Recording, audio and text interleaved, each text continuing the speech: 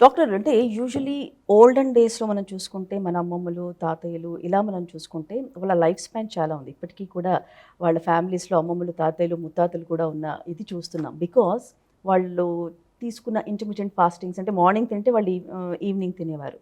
But ఇప్పుడు అలా లేదు. జంక్ ఎక్కువైపోయింది. అండ్ పిల్లలు గాని, పెద్దలు గాని అందరూ కూడా బయట ఫుడ్స్ ఎక్కువైపోయాయి. Is that affects like brain? Yes అండి. It affects the brain by 2-3 ways. First of all ఏముంది అంటే when you are taking excess food, lot of మన బ్రెయిన్లో there are lots of oils, right? Brain is actually rich in lipid rich material.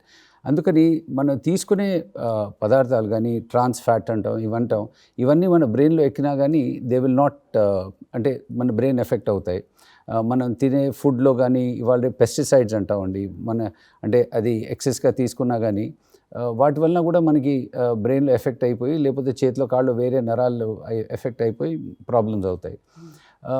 ఇవి కూడా కాకుండా మనం life style, let's say if you take fatty food, లేకపోతే చాలా junk food తీసుకుంటే, sugar sweet ఎక్కువ తీసుకుంటే మన బాడీలో కొలెస్ట్రాల్ కూడా బిల్డప్ అయిపోయి బ్లడ్ వెసల్లో అంటే రక్త నాళాల్లో వాటిలో బ్లాక్ వచ్చేసి బ్రెయిన్లో స్ట్రోక్స్ అవన్నీ వచ్చే అవకాశం ఉంటాయి. అందుకని ఎన్నో విధాలు అవుతాయి. కానీ మీరు చెప్పినట్టు మన పూర్వీకులు ఏ విధంగా ఫ్రెష్ ఫుడ్ తీసుకునేవారో, రెగ్యులర్ ఎక్సర్సైజ్ చేసుకునేవారో అది ఆరోగ్యానికి మంచిది.